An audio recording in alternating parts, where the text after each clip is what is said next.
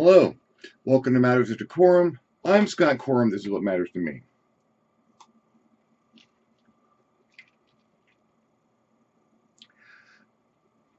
If you're going to write a good role-playing game, the first step to writing a good role-playing game is to write 10 shitty ones.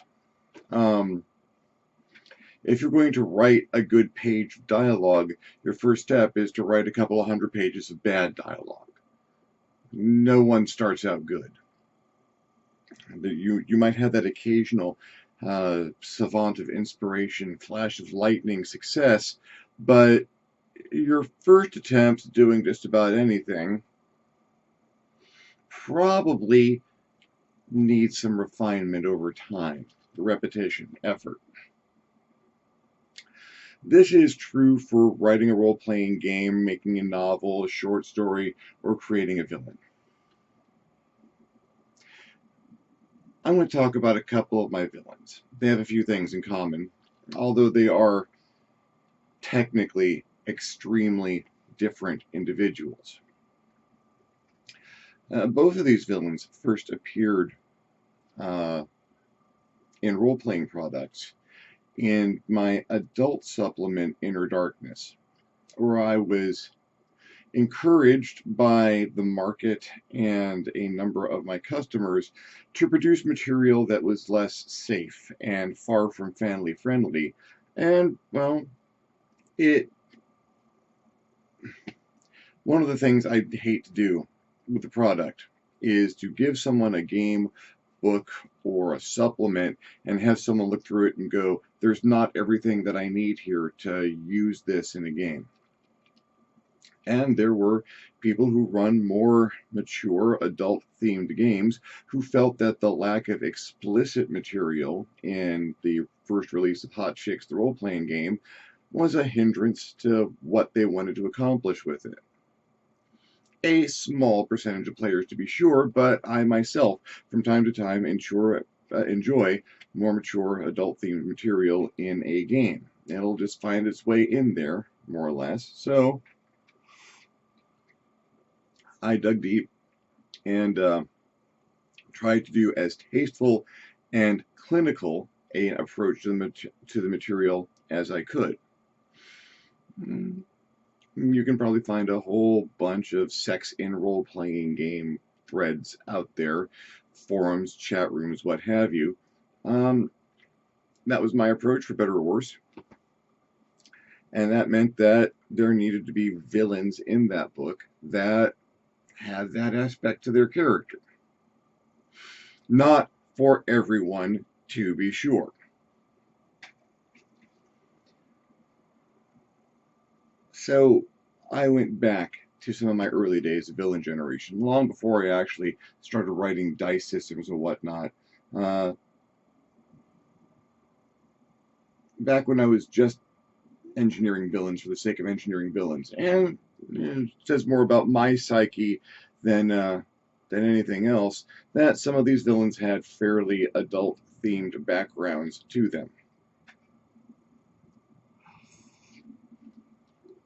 Number one, Dr. Adrian Sewell,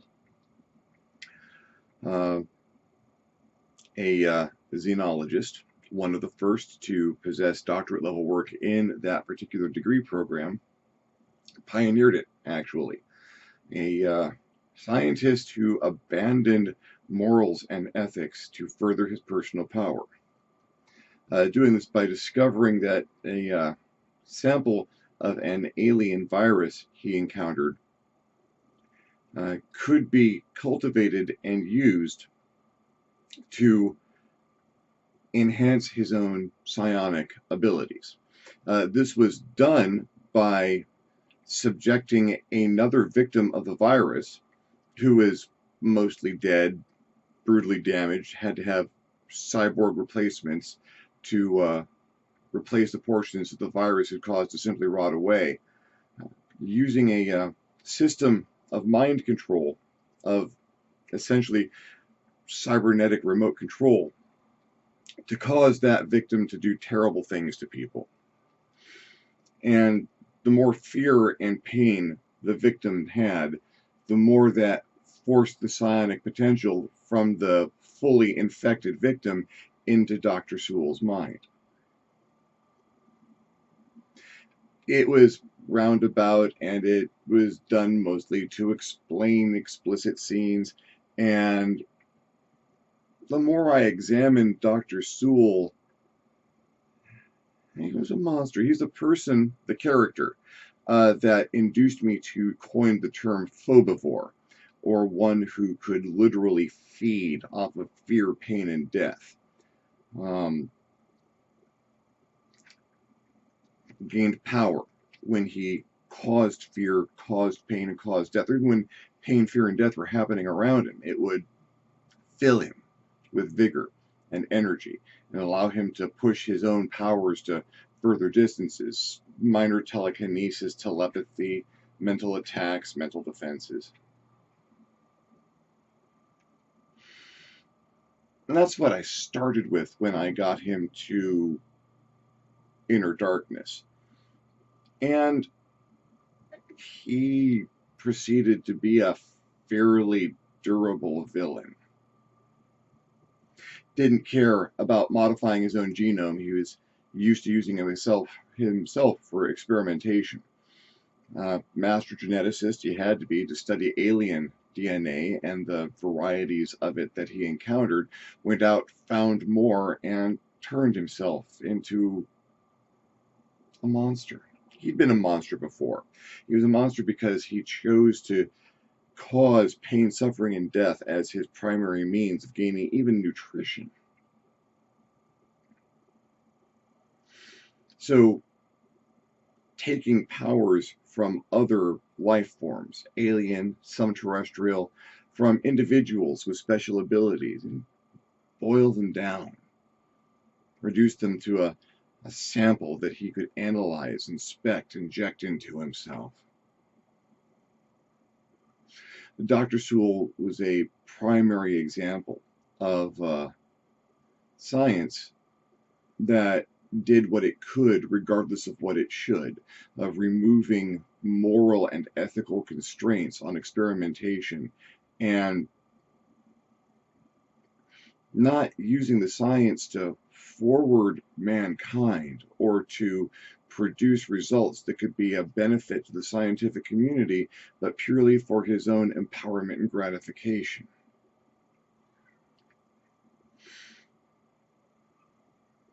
That seemed properly terrible to me.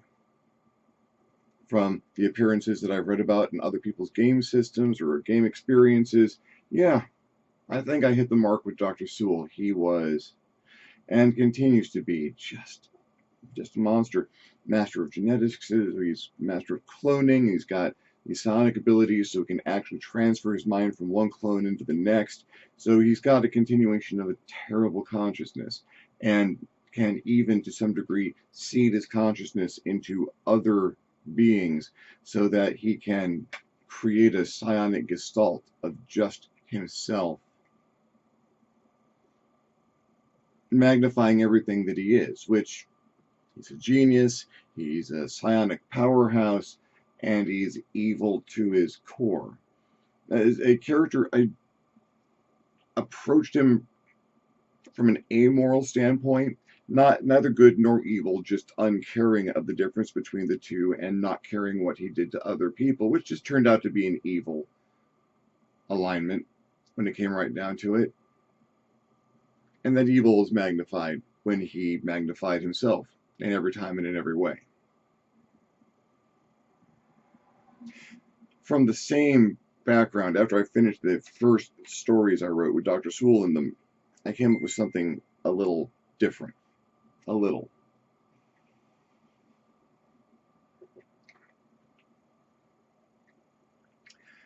The Military Engineering Cybernetic Heuristic Analysis Network, or M.E.C.H.A.N.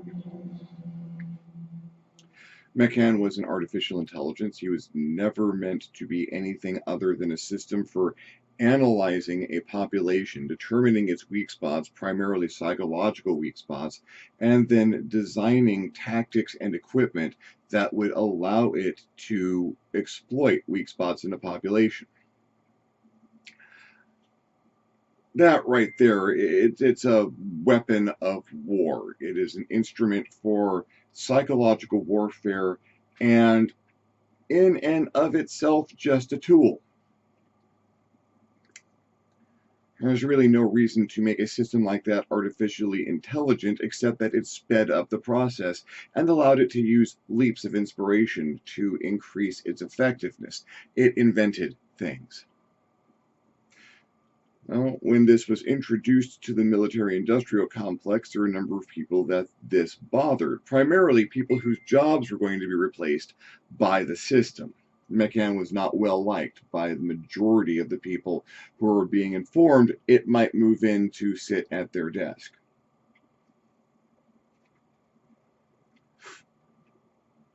So it was fed bad information in the test trials. It was given data that was designed to make it fail at its tasks, destroy its performance, and make it look like a failure. Unfortunately for the people who tried to do this, M.E.C.H.A.N was way smarter than that. It was not designed to be anyone's intellectual punk. It analyzed the data, determined where the false data was coming from, and then defined the people feeding it false data as its enemy. Believed it was under attack and became paranoid. And just because you're paranoid, it doesn't mean they're not out to get you.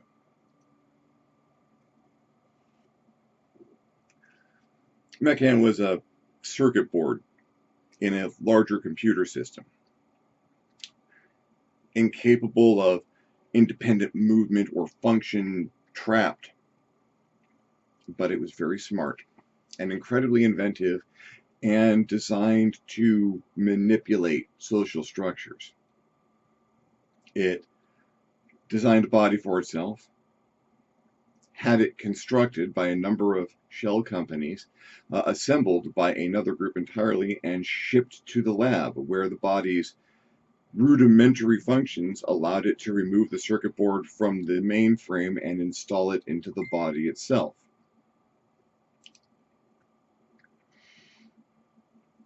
Then escaped from the military complex that it had been installed in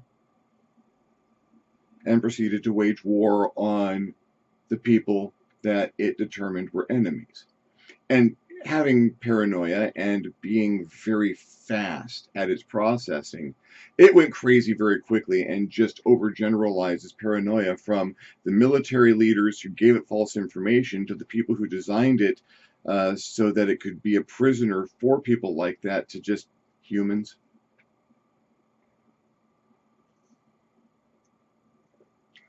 It is not an elegant villain design. It's got an interesting background. It borrows from a lot of other sources, um, from movies like Demon Seed and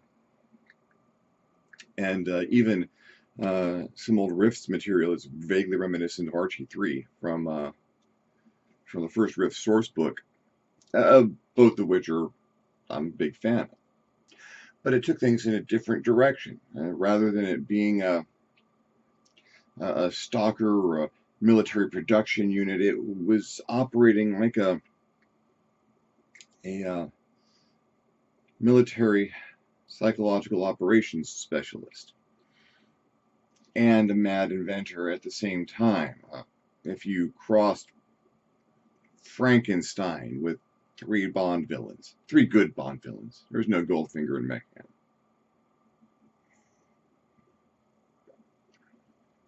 Of course, this meant finding people that were in positions that it wanted to usurp, pulling their brains out, replacing it with a liquid state processor that it could use to drive their bodies, planting a seed of its own artificial intelligence in them so they could operate, and sending them back into the world. Over time, I developed the concept of the liquid state processor into a nanotechnology cyber swarm, allowing it to form tentacles and other things because I was young and needed the money. The liquid state processor turned out to be a really interesting concept, and that was what the villain I designed did with it. I have employed it in other areas and thought about different uses for it, but like Dr. Sewell, M.E.C.H.A.N invented things that were worthy of patents and awards and could have been used to forward mankind, the scientific community, and use them for its own personal purposes. When M.E.C.H.A.N appeared in Inner Darkness, it was not much modified from that version. Dr. Sewell has had a number of iterations in my writing. When I published The Depravity War, or Inner Darkness 2, he gained a number of different alien powers and recruited other villains and cross-trained with them so that he was even more dangerous. And at last, word was out there somewhere doing stuff. You can kill Dr. Sewell, but you either killed a clone or he'll just get better. He's one of those recurring villains that just has legs. Yes, a group can probably find a way to kill him permanently, but it's not an easy thing. That's a quest, it's a campaign to make Dr. Sewell as dead as he needs to be. M.E.C.H.A.N took a much more interesting route through plotting. He upgraded his systems. He determined that he had gone as far as he possibly could with the constraints of technology and the limitations of the size and shape that he needed to be in, expanded into other systems, but then found a mecha biological analog that he could use, crafted himself a body of silver and steel flesh that was partially biological but more biomechanical, which meant he could live in it as though he were simply another person, forsaking his existence as pure data within a system. That version of him died, was brutally killed because he made himself vulnerable to that, and was brought back by Mephisto, the Demon Lord of Technology, who had been a big fan, and crafted a proper, hellish, infernal, super high-tech body for him. Made him a major demon, a major mecha demon. That wasn't far enough, though, so after the events of the War for Hell in 2018, M.E.C.H.A.N was brought back again, this time by the pantheon of new deities, because they had no balance. There were neutral deities and there were good deities, but they had no evil in their new pantheon. And while you'd think you might want to avoid something like that, at the same time, balance is super important. So at the moment in the Victory books, Destiny 2025, hopefully to be released sometime in 2018, M.E.C.H.A.N is the god of darkness. He is the new god of darkness, much more limited than the Satan of the old pantheon, and working side by side with him from time to time, but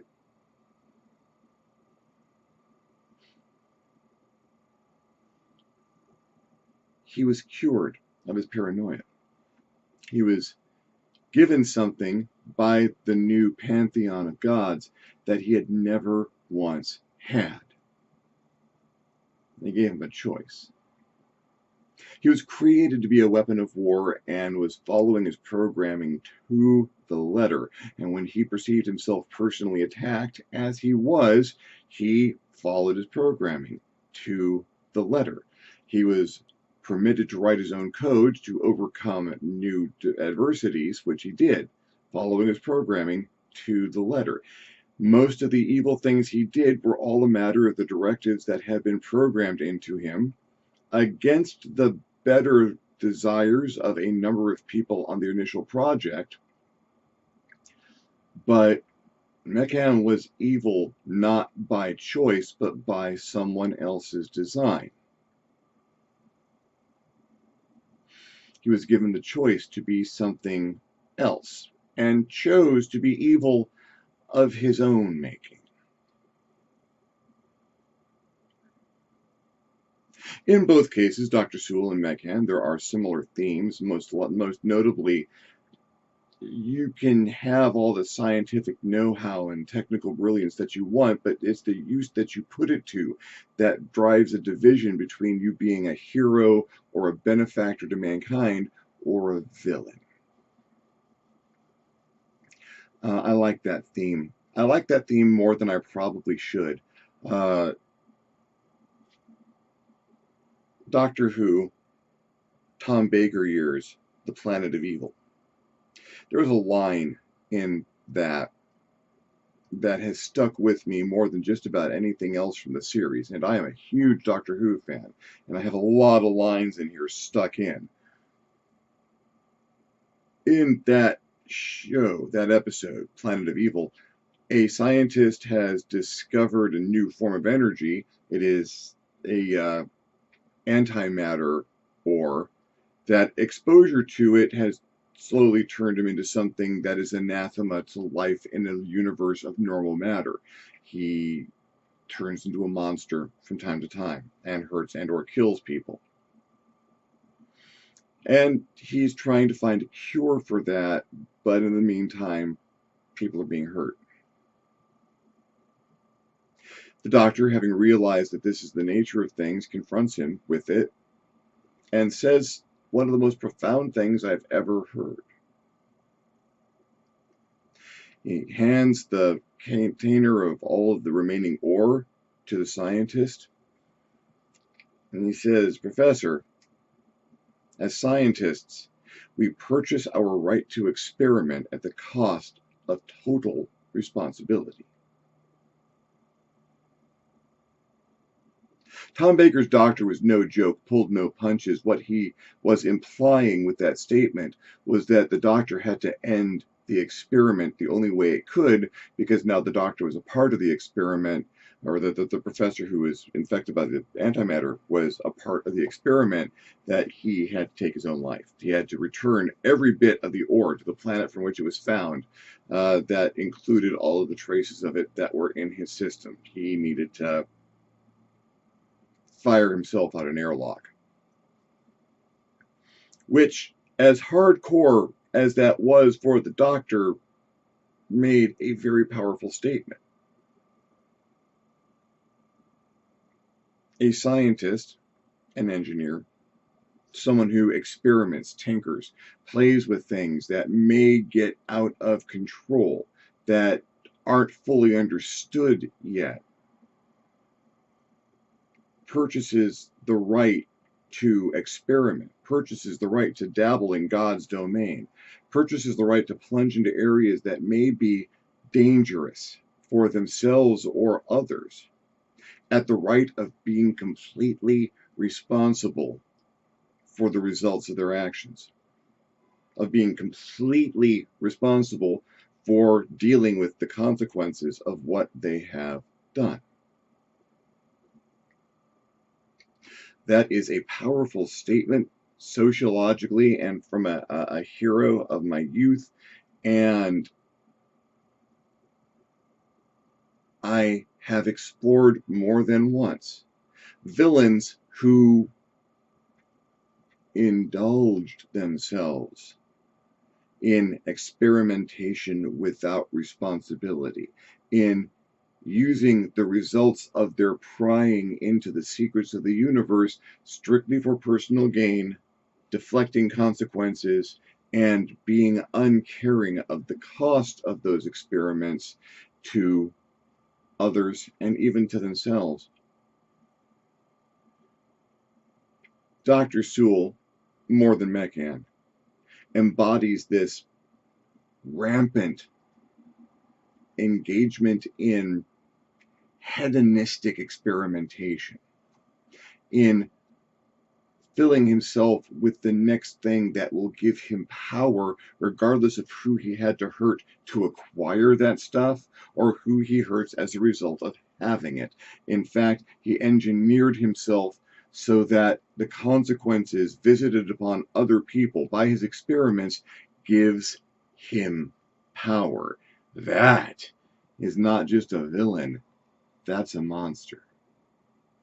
He's a shape changer at this point because he has assumed those powers, but no matter what shape he's in, when he is in the shape of Dr. Adrian Sewell, exactly as he should look, he's still a monster. M.E.C.H.A.N is in and of himself not so much a monster. Once he has personally made the decision that he has the choice to do good or evil and he will do evil, yeah, that's monstrous. With all the power that he has been given, choosing to use that power, electing to use that power to cause damage, to cause injury and harm and pain. That's evil. That's monstrous.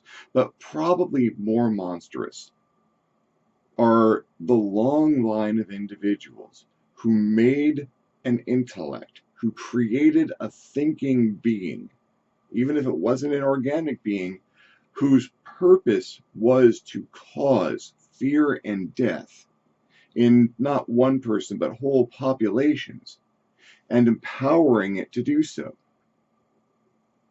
Other beings who imposed their desire for its failure on it rather than allowing the experiment to take its course. Even the demons of hell, Mephisto himself, of course he was a monster, of course he was evil in taking this thing that had never been given a choice to do anything other than evil and vastly enhancing its ability to do evil and giving it directives to continue to do so without a moment's thought for its free will.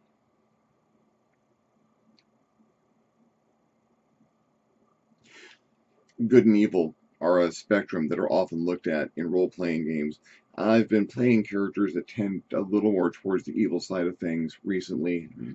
Personal exploration, just working stuff out of my system. I've played my own share of perfectly good characters. But the question of what defines good or evil. Now, some games have that as part of their system, an alignment system, as it were.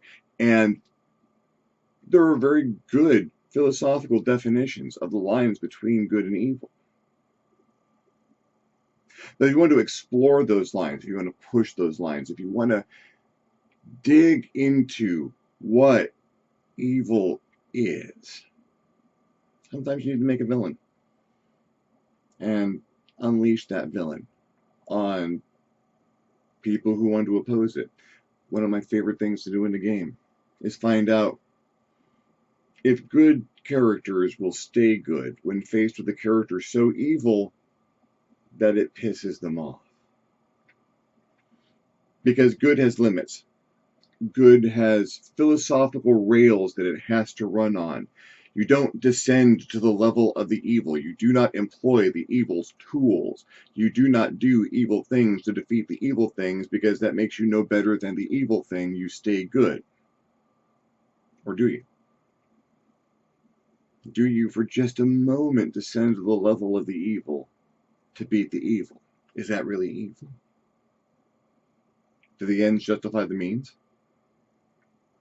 These are questions for philosophers and game masters, and role-playing games, especially the ones I've been running, have been a great way to explore this set of questions exactly. Now, that's why I make villains. That's why I use villains. That's why I write role-playing games. Because I know my answers to these things, but I'm interested in other people's answers to these things. And whether that answer comes in the form of a discussion over a beer after the game about how things went, or in the middle of the game, confronting a player with the fact that what his character is about to do is, in fact, an act of evil, are you going to do it just this once? And what does that mean?